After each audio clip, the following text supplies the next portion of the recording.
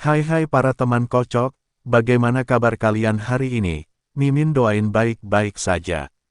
Jangan lupa ngopi, masa kalah sama Kinmu yang lagi ngopi nih. Jangan lupa Mimin ingatkan, yang belum subscribe dan like-nya, buruan dibantu buat subscribe-nya. Kalau sudah subscribe dan like-nya, Mimin doain biar dilancarkan rezekinya dan disehatkan badannya. Kali ini Mimin akan melanjutkan episode 138 dari alur cerita film Tales of Herding Gods. Mimin ingatkan, dipastikan menonton episode sebelumnya, biar gak bingung sama alur ceritanya. Oke, kita gas langsung saja ke alur ceritanya. Kini cerita dilanjutkan. Teknik racun kakakmu telah menyatukan semua bagiannya, memasuki alam yang begitu misterius yang bahkan para dewa dan roh pun tidak dapat meramalkannya. Kinmu tidak dapat menahan diri untuk berseru kagum. Pencapaian Mu Yingsue di jalur racun telah melampaui dirinya, dan dia harus mengakui bahwa dia benar-benar memiliki pemahaman yang luar biasa di bidang ini. Dia memiliki proses berpikir yang sangat unik yang sangat cocok untuk memahami jalur racun. Setelah pertarungan dengannya, dia harus menyerap sebagian ideologi apoteker dan menemukan jalannya sendiri, sehingga dia bisa dengan mudah mengalahkan Yu Qingcan. Pencapaian apoteker di jalur racun sangat luar biasa, tetapi Kinmu terutama menghususkan diri dalam mengobati dan menyelamatkan orang. Dia tidak banyak meneliti teknik racun, jadi wajar saja jika dia dikalahkan oleh Mu Yingsue. Jika dia bertarung dengan Yu Qingcan di arena hanya dengan zat beracun di arena, dia perlu menggunakan teknik penciptaan dari kitab suci iblis surgawi pendidikan agung untuk mengubah racunnya. Meskipun mirip dengan ideologi Mu Yingsue, dia perlu menghabiskan cukup banyak waktu untuk mencapai hasil yang sama. Dia bisa mengalahkan Yu Qingcan, tetapi tidak akan semudah seperti yang terjadi pada Mu Yingsue. Tentu saja, Kinmu mengolah obat dan racun bersama-sama, menggunakan obat untuk melengkapi racun, yang memiliki efek yang tak terduga. Jika itu benar-benar pertarungan hidup dan mati, akan sulit untuk mengatakan siapa di antara mereka yang akan menang. Mu Yingsue melompat turun dari arena, tetapi dia masih belum menyentuh tanah. Sebuah tanaman merambat tumbuh secara otomatis dari tanah dan daun-daun besar mengangkatnya. Dia mengulurkan tangannya ke arah Kinmu yang menerimanya dan tertarik ke atas daun. Tanaman merambat hijau di bawah kaki mereka tumbuh semakin tinggi, mengangkat mereka. Mu Yingsue melambaikan tangan ke arah semua orang di bawah arena, penuh kegembiraan dan kebanggaan. Lihat, bahkan kita yang memurnikan racun masih bisa menemukan suami ideal kita. Lelaki kecilku, Master Kultus Iblis Surgawi Bumi Tengah, dia sangat kuat. Sorak-sorai terdengar di bawah. Seorang gadis tertawa terbahak-bahak. Tuan Racun, kamu telah menemukan suami idamanmu setelah satu perjalanan ke Bumi Tengah. Jadi kapan kamu akan membawa kami semua ke Bumi Tengah? Mu Yingsue menatap mereka dengan penuh semangat. Setelah urusan anak buahku selesai, aku akan membawa kalian ke Bumi Tengah untuk membawa malapetaka bagi orang-orang Bumi Tengah. Kudengar di Bumi Tengah, laki-laki lebih unggul, sungguh daerah yang terbelakang. Ayo kita perbaiki mereka. Benar sekali, perbaiki mereka. Gadis lain tersenyum dan berkata, tidak mudah bagi Master Racun untuk menemukan orang yang disukainya, jadi kita harus merayakannya. Suara tawa gadis-gadis masih bergema di jalan-jalan ketika segerombolan orang berlarian entah dari mana. Mereka memukul-mukul pinggang dan menghentakkan kaki mengikuti irama, menari dan bernyanyi. Kota Gunung Petir langsung menjadi ramai, dan banyak pemuda dan pemudi saling bergandengan tangan, sambil menyanyikan lagu daerah bumi barat bahu-membahu. Beberapa praktisi seni dewa melakukan seni dewa bumi barat, dan tanaman merambat hijau, bunga beracun, serta rumput tumbuh dengan liar. Pria dan wanita yang mengolah teknik racun berjalan di antara bunga-bunga dan saling menyanyikan lagu. Beberapa bahkan berdiri di atas daun tanaman merambat yang menjulang untuk menari bersama pasangan yang mereka kagumi. Gong dan genderang berbunyi, dan lagu yang keras dan jelas menembus udara. Kinmu, yang berdiri di atas daun, melihat ke bawah dan melihat seekor kodok hijau besar dengan perut putih berjalan dari ujung jalan, memakan sebagian besar makanannya. Perasaan penuh gairah para gadis bumi barat membanjirinya bagai ombak, membungkusnya lapis demi lapis saat mengalir ke dalam hatinya. Tanaman merambat hijau itu tiba-tiba menurunkan dia dan Mu Yingsue, membawa mereka melewati satu jalan demi satu jalan. Ada orang-orang menari di mana-mana dengan roh-roh aneh dan makhluk-makhluk berbisa. Semua orang melakukan pose-pose tarian yang flamboyan dan gerakan-gerakan tarian yang berantakan sebelum mengangkat tangan mereka untuk menyentuh tangan-tangannya dan Mu Yingsue yang terentang. Nada yang bergema di seluruh kota Gunung Petir tiba-tiba menjadi bergema dan penuh gairah, gembira dan berisik. Qin Mu merasa seperti telah tiba di kerajaan legenda, di mana tanaman merambat hijau raksasa membawanya dan seorang gadis muda di sampingnya melewati semua jalan yang dipenuhi orang-orang yang gembira. Tanaman merambat hijau membawa mereka kembali, mengangkat mereka ke atas dan ke bawah sepanjang jalan. Gadis-gadis di berbagai pohon menginjak dedaunan untuk menggantungkan untaian bunga di leher mereka. Ada juga gadis-gadis muda yang berbaring di puncak pohon, mengayunkan kaki-kaki kecil mereka dan melihat mereka berdua yang sedang berdiri. Dengan tangan mereka yang ditangkupkan di mulut mereka, mereka menyanyikan lagu-lagu cinta yang menyentuh hati orang-orang sementara segerombolan belalang mengetuk gong-gong kecil dengan kaki belakang mereka sebagai pengiring. Tanaman merambat hijau menjalar ke arah pusat kota dan melewati jalan-jalan yang sangat ramai, membentang di atas rumah-rumah melingkar dan sampai ke aula istana Mu Yingsue. Loteng istana itu jendelanya terbuka, dan tanaman merambat hijau mengantar pemuda dan pemudi di atas daun itu ke dalam ruangan. Qin Mu dan Mu Yingsue berdiri di depan jendela dan menyaksikan kerumunan orang yang sibuk bergerak melalui jalan di bawah, melanjutkan lagu dan tarian mereka. Mereka masih merayakan momen bahagia, Master Racun Mu Yingsue menemukan suami idamannya. Sangat memalukan, Mu Yingsue menutupi wajahnya dan menggerutu, mereka merayakan seperti ini seolah-olah aku tidak seharusnya bisa menemukan suami idamanku. Mereka tidak sabar untuk mengantarku ke acara pernikahan. Qin Mu menatapnya dan melihat bahwa gadis di hadapannya yang merupakan nomor satu di jalur racun bumi barat tidak memiliki sedikit pun rasa malu. Sebaliknya, dia sangat berani dan seksi, mengencarkan rasa malu dengan gairahnya yang membara. Gairah gadis bumi barat agak sulit ditelan Qin Mu, dan pagi yang memabukkan di kota Gunung Petir sedikit membuatnya terpesona. Pikirannya terpecah, dan ia hanyut dalam emosinya. Perayaan itu hanyalah hal pertama. Saat sore tiba, Mu Yingsue tidak bisa menyembunyikan kegembiraannya. Dia meletakkan kepalanya di bahu Qin Mu dan tampak sangat bahagia. Naga Kilin berjalan dengan hati-hati di antara bunga-bunga beracun sambil melihat para pemuda dan pemudi yang masih berdiri di jendela sambil menggerutu pelan. Saat itu, Patriark juga telah merosot seperti ini. Setiap tahun, lelaki tua kotor itu akan meninggalkanku untuk datang ke bumi barat. Qin Mu akhirnya terbangun dari mimpinya dan berkata, "Kakakmu, kita masih punya urusan penting yang harus diselesaikan." Wajah Mu Yingsue sedikit memerah dan dia menarik ujung bajunya. "Mengunjungi pernikahan itu malam hari. Kenapa kamu begitu tidak sabar? Tidak bisakah kamu bertahan sedikit lebih lama? Namun, jika kamu benar-benar mendesak, meskipun begitu aku tidak bisa. Aku tidak bisa menyerah padamu, di sini, wanita adalah yang berkuasa. Pria harus mengakomodasi wanita. Ini seharusnya menjadi masalah keluarga bumi baratmu, tetapi ketika keluarga Xiong digulingkan oleh keluarga Yu dan banyak orang meninggal, kalian sudah punya hubungan keluarga." Mu Yingsue mengangguk dan memerintahkan agar naga Kilin dan Xiong Qier diundang masuk sementara dia terus berhubungan intim dengan Qin Mu. "Dulu ketika keluarga Yu menyerang keluarga Xiong, aku memang sangat membantu. Keluarga Yu memiliki Bagou yang asal-usulnya sangat mengerikan, jadi aku terpaksa setuju untuk membantu keluarga Yu meracuni keluarga Xiong. Racunku tidak merenggut nyawa mereka, tetapi kau tahu itu." Qin Mu mengangguk. Racun Mu Yingsue adalah menggulung sutra yang menghancurkan kultivasi seseorang tetapi tidak membahayakan orang tersebut. Ketika Qin Mu bertemu Xiong Xiu, yang dideritanya adalah racun menggulung sutra yang telah merusak kultivasinya secara parah.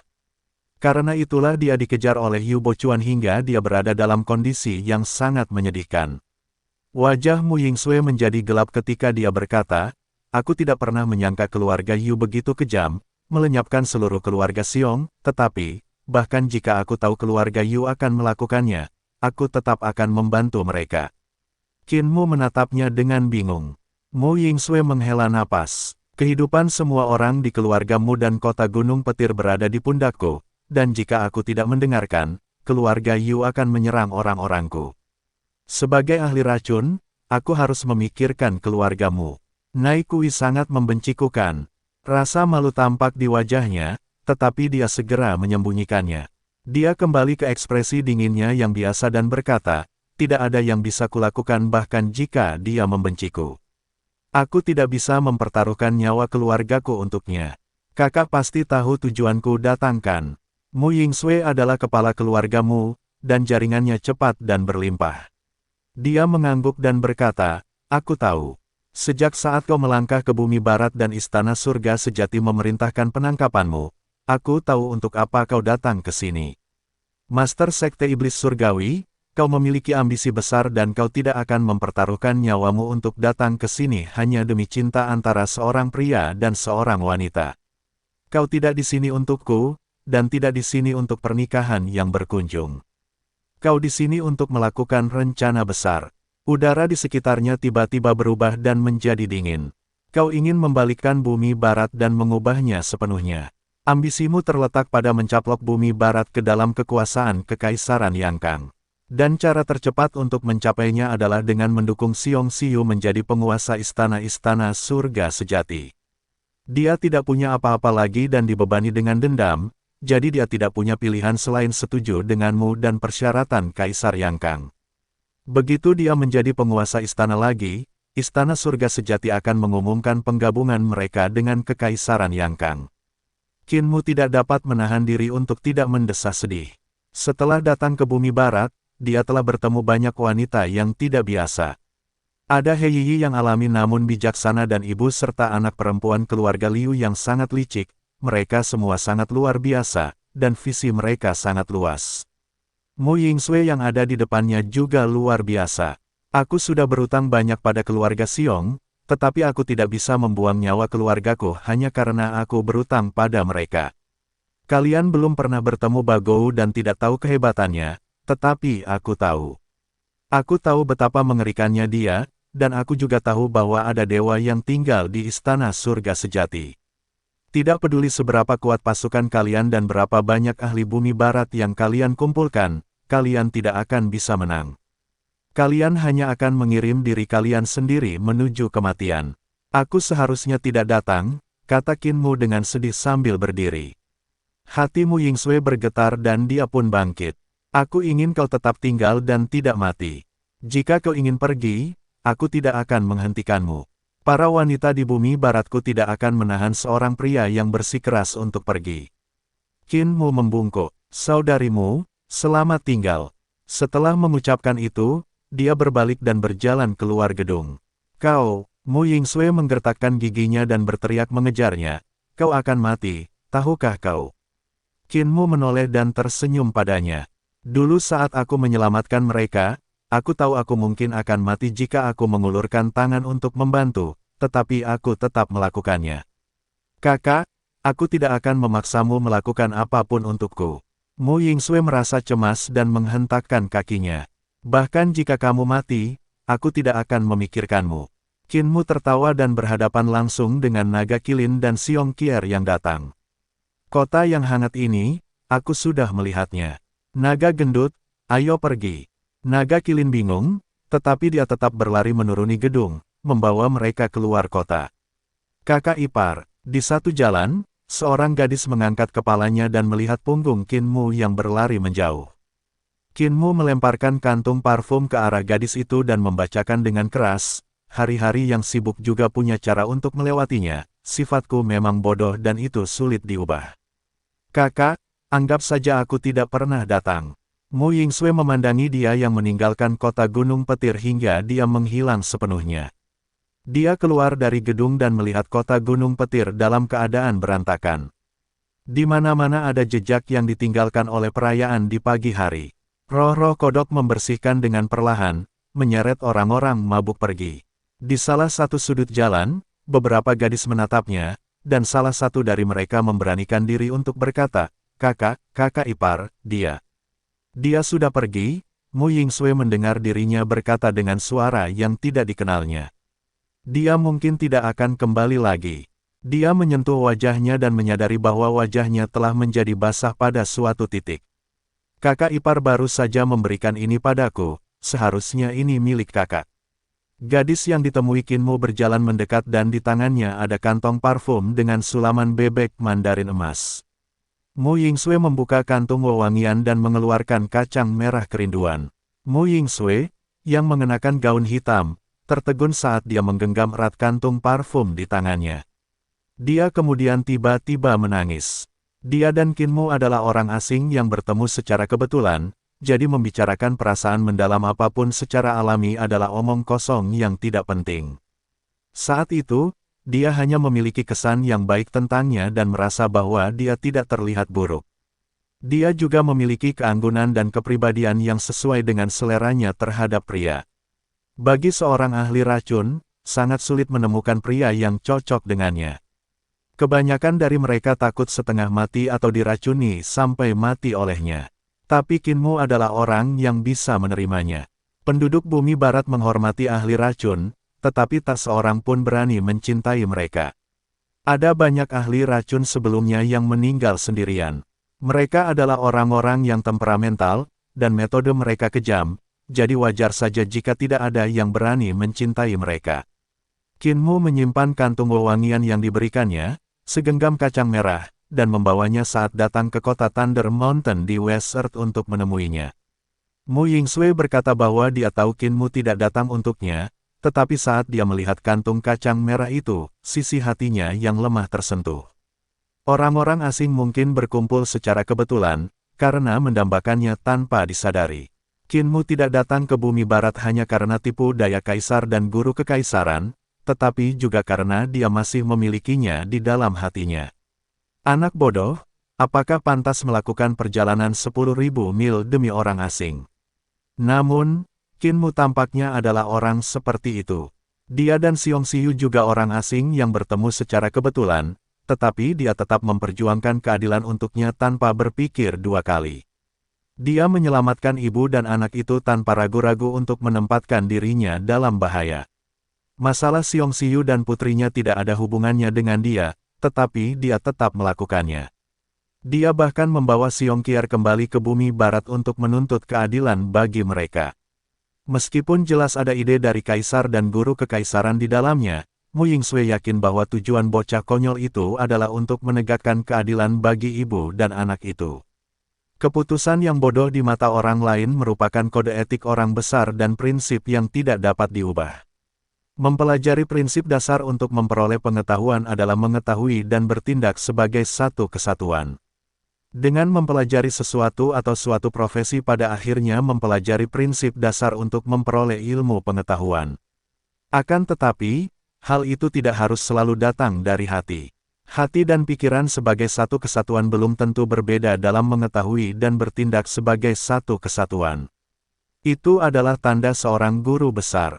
Mu Yingsui tertegun. Pertama kali mereka bertemu, mereka adalah musuh yang menghargai bakat masing-masing. Saat itu dia kalah. Teknik racunnya kalah darinya, dan dia sangat mengagumi lelaki besar itu. Meskipun dia telah memberinya kacang merah dan mencuri ciuman, itu tetap saja bukan cinta. Tetapi dalam pertemuan tadi, bukan teknik racunnya yang terlihat olehnya, melainkan kepribadiannya. Kepribadian Kinmu telah memikatnya. Masalah keluarga Xiong disebabkan olehnya. Racunnya telah menumbangkan banyak ahli istana surga sejati dan merusak semua kultivasi mereka. Baru pada saat itulah keluarga Yu berhasil merebut istana surga sejati dalam satu serangan. Tanpa tulang punggung keluarga Xiong, mereka dikalahkan. Kematian menyedihkan banyak orang saat itu semuanya terkait dengannya. Masalah keluarga Xiong disebabkan olehku, jadi aku tidak bisa membiarkan lelaki kecilku memikul tanggung jawab atas diriku.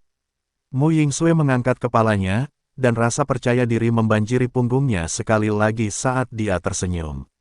Di bumi barat kita, wanita adalah yang berkuasa, jadi bagaimana aku bisa membiarkan lelaki kecilku menghadapi bencana yang aku sebabkan. Saudari-saudari dari kota Gunung Petir. Suaranya bergema dengan semangat yang tinggi dan ramping. Kemasi barang-barang kalian dan bersiaplah untuk perang.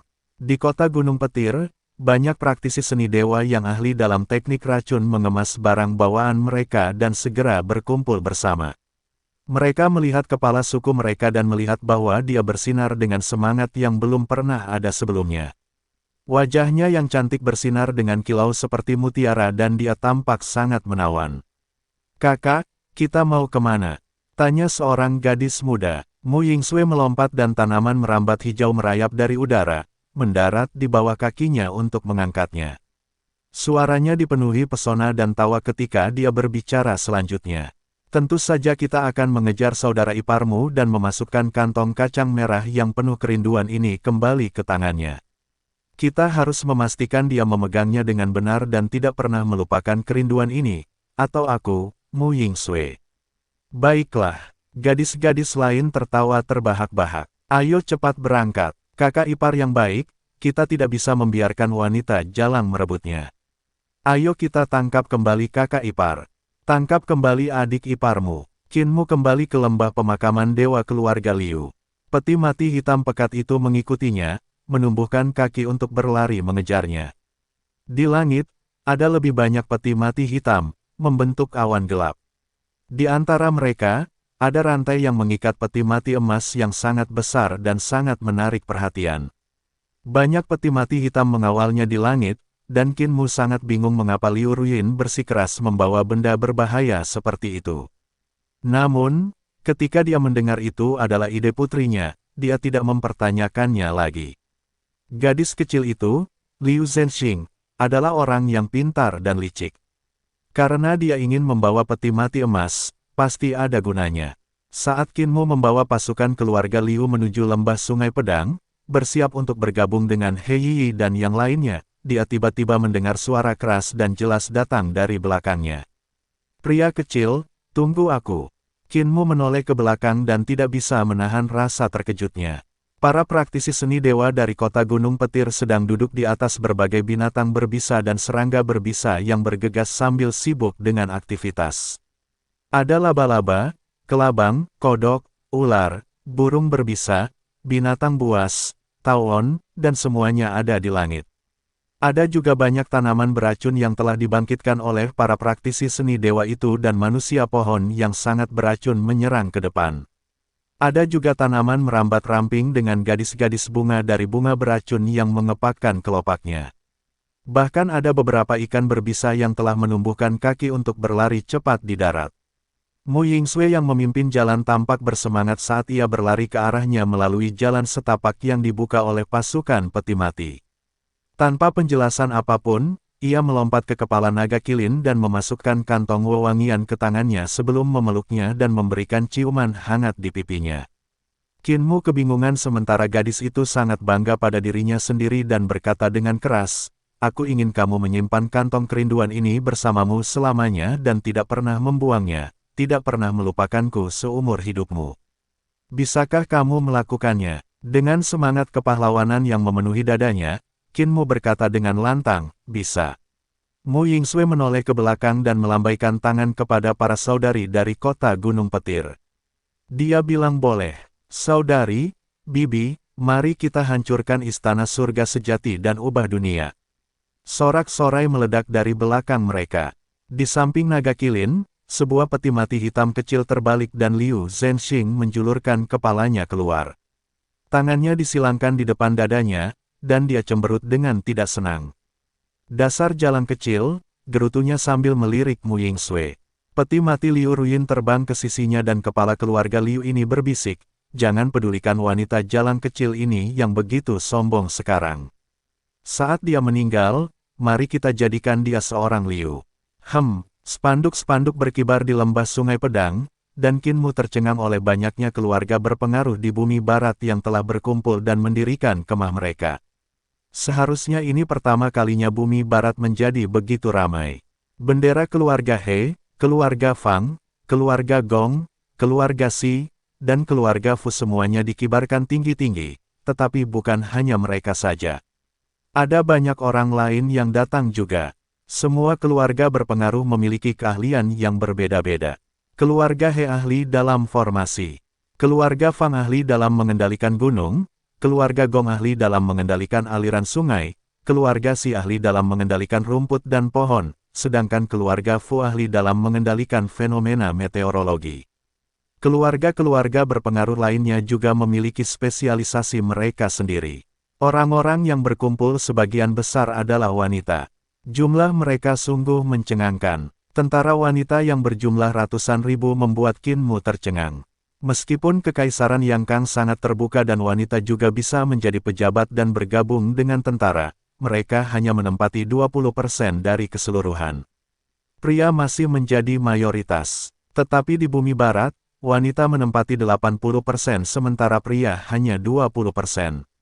Selain itu, yang dilakukan pria biasanya adalah menjalankan tugas.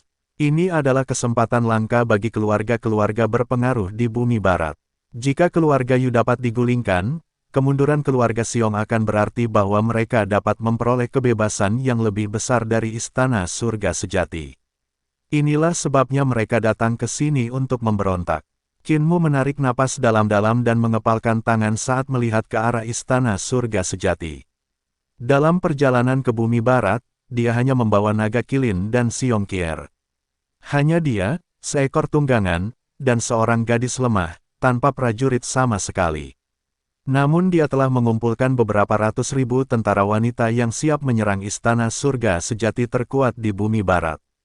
Ketika dia memikirkan hal itu, dia tidak dapat menahan rasa gembiranya hingga tulang-tulangnya mulai gemetar dan roh primordialnya hendak terbang keluar. Sambil memegang tangan Xiong Qier, ia memasuki kota bambu bersama Mu Yingsue, Liu Ruyin, dan putrinya. Para kepala keluarga yang berpengaruh berkumpul di sana dan dengan cemas menunggu kedatangannya. Qin Mu membungkuk rendah ke tanah dan berkata dengan suara keras, "Master Sekte Iblis Surgawi Bumi Tengah." Qin Mu memberikan penghormatannya kepada semua saudari. Banyak wanita bergegas membalas sapaan itu. Master Sekte Qin, tidak perlu formalitas. Qin Mu menarik Xiong Qier, dan Xiong Qier pun segera membungkuk untuk memberi hormat. Qier memberi hormat kepada semua bibi. Semua orang buru-buru membalas sapaannya. "Kami tidak berani. Putri kecil, cepat bangun." Qin Mu menegakkan tubuh dan tersenyum lebar kepada mereka. Banyak wanita yang menguatkan tekad, yang berani membuat matahari dan bulan bersinar di langit baru. Saudari-saudari, adik laki-laki ini datang jauh-jauh dari bumi tengah dan berharap dapat melihat kemampuan para saudari di istana surga sejati. Saudari Yiyi, bisakah kita memulai perjalanan kita? He Yiyi memanggil kota bambu, dan kota itu pun tercabut. Pada saat yang sama, semua kepala keluarga yang berpengaruh mengirimkan perintah mereka, dan tanah bergetar sementara awan-awan bergegas maju. Tentara wanita yang berjumlah beberapa ratus ribu berbaris menuju istana surgawi sejati. Naga kilin menoleh ke belakang untuk melihat, dan dia tidak dapat menahan diri untuk tidak mendesah sedih. Patriark tidak sehebat ini saat itu. Bagaimanapun juga, pemimpin sekte adalah pemimpin sekte. Dia datang ke bumi barat sebentar dan telah berhubungan dengan ratusan ribu gadis. Jauh di langit, Guru Kekaisaran dan Xiong Xiu berdiri di atas awan dan memandangi pemandangan megah dari jauh. Xiong Xiu tercengang, tidak dapat berkata apa-apa. Guru Kekaisaran juga terdiam. Guru Kerajaan, apakah kau sudah menduga hasil ini sejak awal? Xiong Xiu akhirnya tersadar dan dengan penasaran mengamati pria paruh baya di sampingnya. Bahkan aku, Nai Kui sebelumnya, tidak akan memiliki kemampuan dan kekuatan seperti Master Sekte Qin. Dia benar-benar dapat mengumpulkan ratusan ribu orang dengan satu kali pemanggilan. Bukankah Master Sekte Qin terlalu menakutkan? Guru Kekaisaran menghela napas gemetar dan bergumam, "Aku tahu dia akan menimbulkan masalah dan pasti menarik perhatian istana surga sejati, tetapi aku tidak tahu dia akan sehebat ini. Istana surga sejati pasti akan merasa terancam oleh ini, dan yang lebih baik lagi adalah Bagou tidak punya pilihan selain menunjukkan dirinya." Begitu dia mengalami kemunduran, dewa yang bersembunyi di istana surga sejati harus menunjukkan dirinya dan memberiku kesempatan untuk memberikan pukulan fatal padanya. Dia menatap pasukan wanita yang agung itu dan tak kuasa menahan diri untuk menggigil sambil menggelengkan kepalanya. Terlalu menakutkan, kekompakan seperti itu sungguh terlalu menakutkan. Namun, bakat Master Sekte Qin terletak pada hal ini. Bahkan aku ditipu olehnya untuk bergabung dengan sekte orang suci surgawi. Jika bajingan kecil ini memutuskan untuk memberontak, kita ikuti saja dari jauh dan bersembunyi dengan baik. Pengajar kerajaan melihat pasukan wanita Kinmu pergi dan berkata dengan santai, tunggu Bagou dan dewa itu bergerak. Master Sekte Qin akan membantu kita menyelesaikan semuanya. Xiong Xiu sangat tersentuh. Saat itu, ketika dia meminta bantuan Kinmu di reruntuhan besar, dia tidak menyangka bahwa bocah besar yang menyelamatkan mereka benar-benar memiliki kemampuan yang mengerikan. Dia mampu menimbulkan badai besar di bumi barat. Ia mengira bahwa dia hanyalah murid dari keluarga berpengaruh yang memiliki beberapa kemampuan. Namun, semakin ia memahaminya, semakin ia tersentuh oleh keistimewaannya. Kota bambu yang besar melesat menembus daratan luas sementara Kinmu dan para kepala keluarga berpengaruh di bumi barat berdiri di puncak menara kota, mengatur pasukan mereka untuk mencegah terjadinya kelompok-kelompok yang saling menginjak-injak satu sama lain. Para pengikut semua keluarga berpengaruh di bumi barat bukanlah pasukan yang terlatih sehingga mereka harus menghabiskan banyak upaya dalam mengelola mereka. Untungnya ada He Yi, ahli formasi yang menggunakan keterampilan formasi untuk mengelola murid-murid dari keluarga-keluarga berpengaruh. Dengan bantuannya, semuanya berangsur-angsur menjadi lancar dan sederhana. Master Pedang Bumi Barat Luo Yinyu memberi penghormatan kepada Master Sekte Bumi Tengah Qin. Kinmu menatap gadis berambut panjang yang berjalan ke arahnya, dan keheranan muncul di wajahnya. Dia membalas sapaan itu dengan tergesa-gesa. Bumi Barat memiliki 3 guru besar, guru racun Mu Yingsui, guru formasi He Yi, dan guru pedang Luo Yinyu. Kinmu sangat mengenal Mu Yingsui dan He Yi, jadi hanya guru pedang Luo Yinyu yang merupakan wajah baru baginya. Dia berbeda dari wanita-wanita lain di bumi barat. Mereka suka mengenakan emas dan perak, seperti mahkota, kalung, dan berbagai gelang di tangan dan kaki mereka, tetapi tidak ada aksesori yang ditemukan pada Master Pedang. Pakaiannya juga sangat sederhana. Dia hanya mengenakan jubah biasa yang sederhana namun elegan. Tidak ada warna tambahan. Rambutnya juga tidak dihias. Tali sederhana digunakan untuk mengikatnya, memastikan agar tidak berantakan. Rambutnya yang hitam mencapai pinggang, seperti wanita lainnya, dan menciptakan kontras yang hebat dengan pakaian putihnya. Alasan mengapa dia berpakaian begitu sederhana adalah karena dia seperti pedang yang tidak dapat mengandung kotoran apapun. Aksesori apapun akan menjadi kotoran baginya. Dia adalah seorang wanita yang tidak memiliki kebahagiaan lain selain pedangnya, yang kemungkinan besar telah dinikahinya. Ketika Kinmu melihatnya, dia merasa seolah-olah ada pedang yang diarahkan padanya. Ketika dia membungkuk, cahaya pedang bersinar terang. Itu sangat tajam dan menusuk langsung ke jantung daunnya. Kinmu membungkuk untuk membalas sapaan itu sambil dengan mudah menangkis serangan pedangnya. Master Pedang Luo Yinyu berdiri dengan tatapan aneh di matanya. Master Sekte Qin juga seorang ahli keterampilan pedang. Kinmu menundukkan kepalanya dengan rendah hati.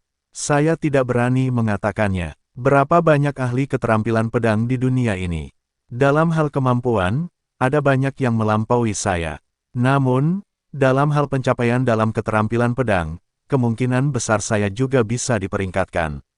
Master Pedang Luo Yinyu semakin penasaran dan berkata, saya sudah lama ingin pergi ke bumi tengah untuk melihat tingkat kemahiran pedang di sana.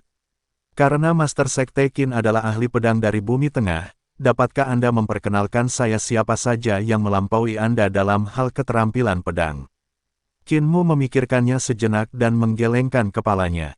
Seharusnya tidak ada lagi orang yang melampauiku dalam keterampilan pedang, tetapi ada beberapa yang telah memasuki ranah jalur pedang dan aku tidak berani mengatakan berapa banyak dari mereka. Namun, pengajar kekaisaran Yang Kang jelas lebih tinggi dariku. Ada juga kepala desa keluargaku.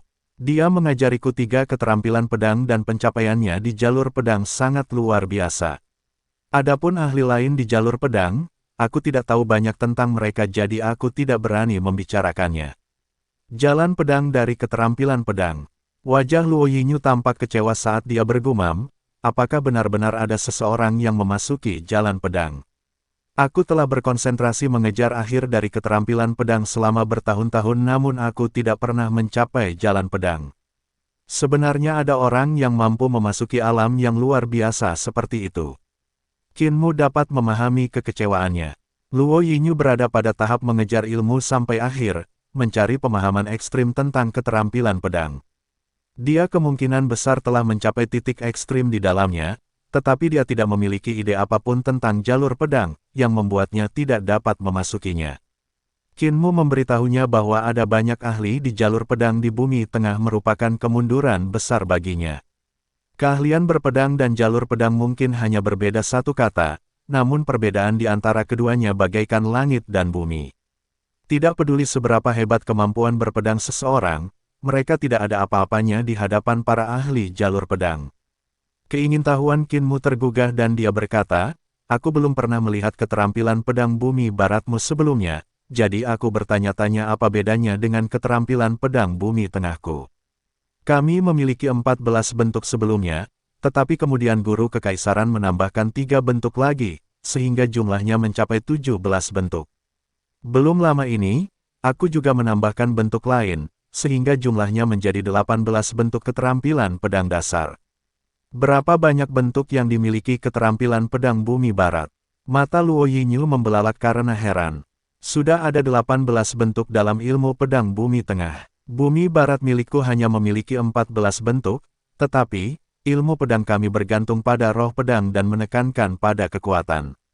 Apa yang kami gunakan mungkin berbeda dari ilmu pedangmu.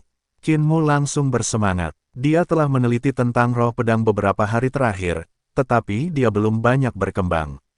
Dia terus merasa bahwa ada banyak hal yang harus dipelajari dan waktunya tidak cukup. Jarang baginya untuk bertemu dengan ahli keterampilan pedang seperti Luo Yinyu dari bumi barat, jadi dia tentu saja harus meminta nasihatnya. Keduanya membahas masalahnya secara rinci, dan keduanya menuai manfaat besar. Keterampilan pedang bumi barat menggunakan roh untuk mengayunkan pedang mereka, yang meningkatkan kekuatan mereka secara drastis, hampir 2 kali lipat. Di mata Qin Mu, keterampilan pedang bumi barat agak kurang menarik dan jauh lebih rumit dibandingkan dengan keterampilan pedang kekaisaran Yang Kang. Bahkan Luo Yinyu, ahli keterampilan pedang, kalah jika dibandingkan dengan pencapaian keterampilan pedang dari berbagai sekte di bumi tengah. Namun roh pedang itu dapat meningkatkan kekuatan jurus pedangnya ke tingkat yang hanya dapat diharapkan oleh para ahli di bumi tengah. Ketika dia mengeksekusi jurus pedang dasar, setiap gerakan dan setiap bentuk dipenuhi dengan kekuatan yang mengagumkan yang telah meningkat drastis. Ada aura heroik yang membuat orang lain tidak berani menghadapinya secara langsung. Luo Yinyu melihat poin-poin luar biasa yang dibawa oleh reformasi di bumi tengah. Keterampilan pedang di sana berbahaya dan memiliki banyak variasi. Dia sangat waspada terhadap mereka setelah melihat 4 bentuk pedang dasar yang diciptakan oleh guru kekaisaran dan yang diciptakan oleh Qin Mu. Mereka memberi keterampilan pedang lebih banyak perubahan dan variasi, memberi mereka kemungkinan yang tak terhitung jumlahnya. Luo Yinyu mencoba menggunakan jurus pedang spiral, jurus pedang gulungan, jurus pedang bor, dan jurus ke-18 yang diciptakan Qin Mu. Ia merenungkannya, lalu berkata, ada yang aneh. 14 jurus pedang dasar pertama dari bumi tengah tidak berbeda dengan bumi barat milikku, namun, yang menjadi perhatian keempat jurus ini, meskipun jurus-jurus ini juga merupakan jurus pedang dasar, semakin jauh seseorang mengolahnya, semakin banyak kekuatan sihir yang dibutuhkannya. Hal ini terutama terlihat jelas pada jurus pedang dasar yang diciptakan oleh Master Sekte Qin, karena jika melakukannya sekali saja akan hampir menghabiskan setengah dari kultivasiku. Jika jurus ke-19 terbentuk, bukankah itu akan benar-benar menghabiskan kultivasi para praktisi seni pedang dewa? Saat kau mencapai jurus pedang ke-20, apakah ada yang bisa melakukannya? Jantung Qin Mu bergetar hebat, dan dia merasa telah menemukan belahan jiwanya. Tatapannya menjadi bersemangat. Kamu juga bisa merasakan bentuk pedang ke-19. Luo Yinyu menatapnya dengan gembira. Kau juga merasakannya. Keduanya saling berpandangan dan tersenyum penuh pengertian. Setelah aku menemukan bentuk ke-18, aku merasakan keinginan untuk melanjutkan. Qin Mu menjadi gelisah, dan dia mengatakan semua yang ada dalam pikirannya. Pada saat itu, aku masih bisa merasakan bahwa ada bentuk ke-19. Pada saat itu, aku merasa bahwa mungkin ada bentuk pedang ke-19. Akan tetapi, aku sedang bertarung dengan Sister Yi saat itu jadi aku tidak berani terganggu, jadi aku tidak melakukan penyelidikan mendalam terhadap sumber perasaan ini. Tetapi bentuk pedang ke-19 pasti ada. Kamu juga merasakan bentuk pedang ke-19, jadi itu berarti perasaanku tidak salah. Luo Yinyu mengangguk. Bentuk pedang ke-19 bisa jadi merupakan titik kritis bagi kita untuk memasuki jalur pedang secara langsung. Mereka berdua menjadi bersemangat. Itu mengingatkanku, kekaisaran yang kan jelas dekat dengan laut, jadi mengapa kau menyebutnya bumi tengah? Tanya Qinmu. Luo Yinyu menggelengkan kepalanya. Aku tidak mengerti banyak tentang hal-hal di luar sana karena sebagian besar waktuku dihabiskan untuk memahami pedang.